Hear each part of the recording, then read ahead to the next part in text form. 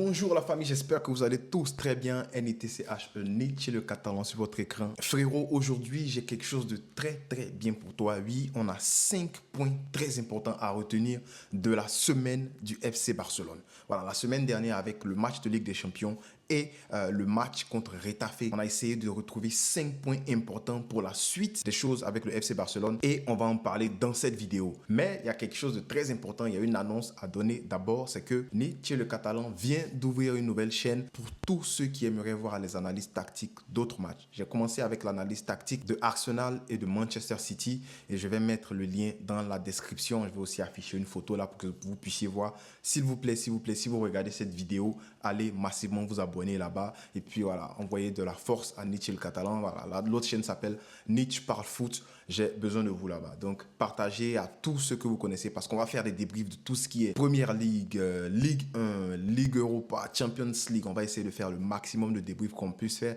et cette chaîne, ça va rester typiquement Barça. Du coup, si tu veux voir d'autres analyses qui n'ont rien à voir avec le FC Barcelone ou bien si tu connais quelqu'un qui aimerait voir ce genre d'analyse, je t'invite à le référer là-bas. Voilà, c'est parti. 5 points à retenir du Barça actuellement. Le 5e point, il est très important. Du coup, je t'invite à rester jusqu'à la fin. On a vu un remaniement dans la défense du FC Barcelone et tu as dû bien le remarquer sur la miniature de cette vidéo-là, c'est Cubarsí. Le petit Pau Cubarsí, franchement, sensationnel.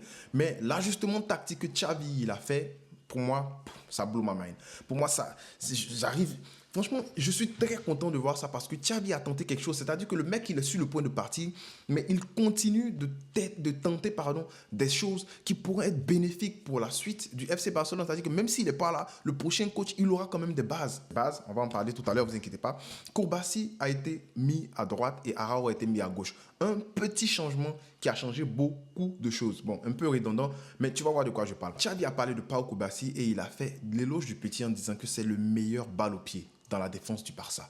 Moi, je suis un gamin de 17 ans, j'entends ça, mais je me donne à 2000% pour le coach qui a dit ça. Mais ce que Xavi a dit, c'est pas faux parce que le match précédent, Pau Cubarsí est le deuxième défenseur qui a eu le plus de touches de balle après Koundé. Voilà, Koundé, il joue en latéral, donc c'est normal qu'il ait quand même beaucoup de touches de balle parce qu'il est quand même impliqué dans la création, dans l'organisation offensive du FC Barcelone. Le petit remaniement qui a été fait en mettant Pau Cubarsí à droite et Araujo à gauche, ça a changé plusieurs choses. Ça fait que Araujo jouant à gauche peut couvrir facilement l'absence de Cancelo. On a vu que le Barça était fébrile défensivement. En fait, on passe d'une top défense la saison dernière à une défense nulle à yesh cette saison.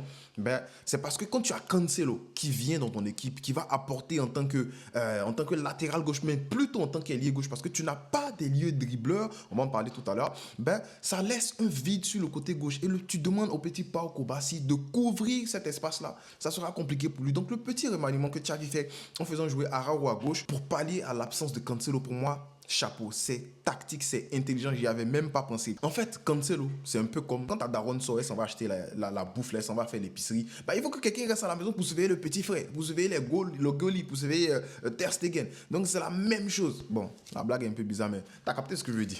Donc on a un équilibre en défense qui est construit entre les qualités défensives de Koundé et puis qualité de relance de Pau Cubarsí. Donc les deux là de l'autre côté ça fonctionne bien. On a Koundé qui va foncer, qui va essayer de trouver la plupart du temps Frenkie de Jong.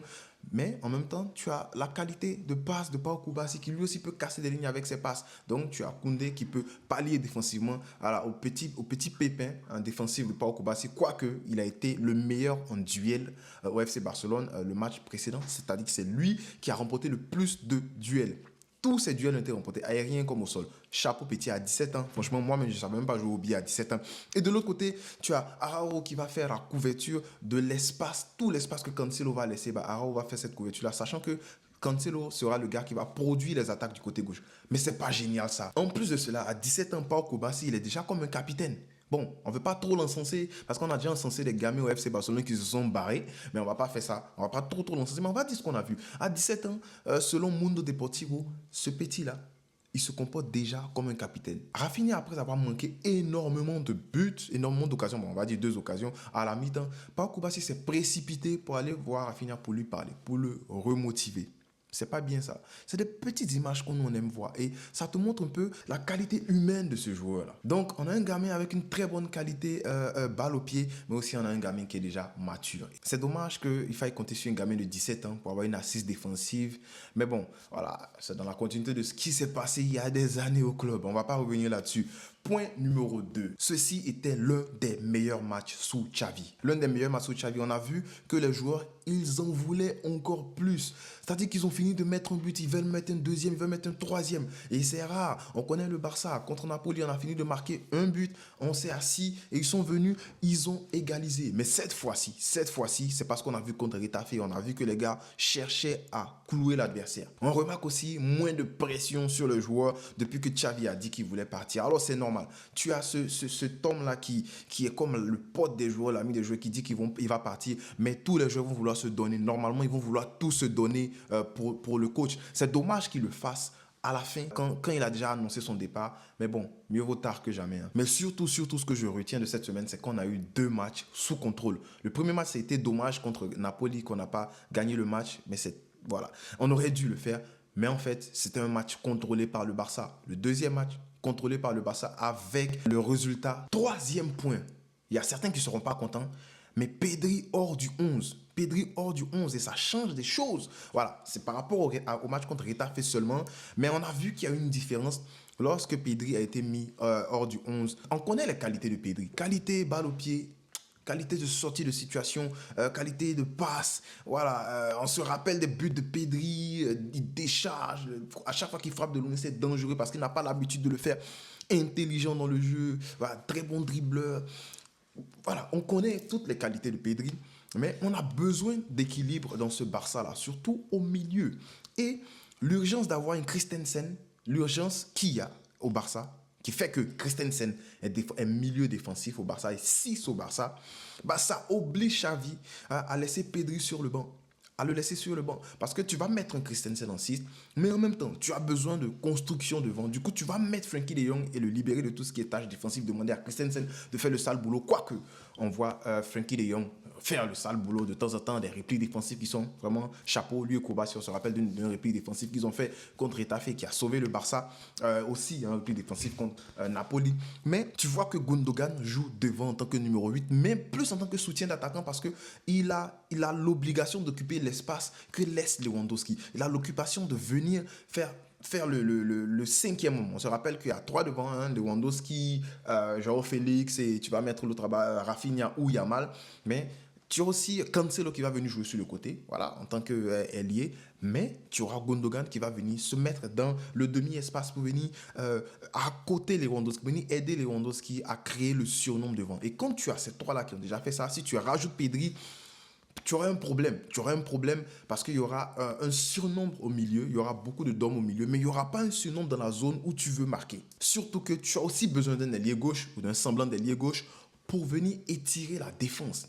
Donc tu mets Pedri où, malgré ses qualités, malgré sa capacité, malgré que le fait que il a été le meilleur Barcelonais il y a 2 ans et même la saison dernière, il a été l'un des meilleurs Barcelonais, bah tu te dois de faire un choix. Et surtout à cause des pépins physiques de Pedri, tu ne peux pas continuer à brûler le gamin. Du coup, c'est dommage, mais le match précédent, l'absence de Pedri, qui a été pallié par un bon travail quand même de Frenkie de Jong et de Christensen, ça a fait que le Barça a quand même eu une assise dans le milieu, mais surtout a obligé Getafe à jouer défensif. Maintenant, est-ce que ça va être répété lors du match retour contre Napoli? On aura le temps de le regarder, surtout le match prochain en La Liga. On va voir ce que Xavi va essayer de faire. Est-ce que c'est dans la continuité ou bien est-ce que c'était juste un choix tactique par rapport à Retafe? On va voir. Point numéro 4, les bases sont déjà posées. Même si les bases sont quand même incomplètes. Alors, quand je parle de bases, voilà, on le sait déjà, on a quand même des jeunes qui sont là, qui sont en train de faire le travail. Dommage qu'il faille compter sur des jeunes, encore je le répète. Mais on a quand même, derrière, on a Pau Kubasi qui est là. On a une très bonne défense, même si actuellement, il ne se retrouve pas trop, pardon.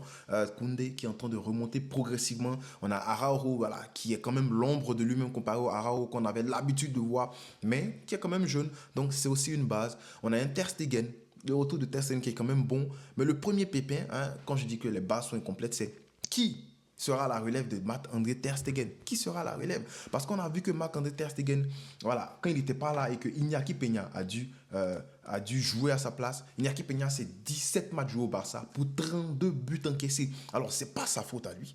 C'est la faute de toute la défense, même peut-être même toute l'équipe. Mais pour moi, 3 clean sheets en 17 matchs, c'est trop peu. Surtout pour un gardien du Barça, c'est trop peu. Alors, moi, je le dis directement, ouvertement, je vais direct avec vous. Je ne compte pas sur lui pour le futur de Ter Stegen, pour le futur du Barça. En fait, pour remplacer Ter Stegen, il faut qu'on envoie quelqu'un d'autre, à mon avis. Donc, première question.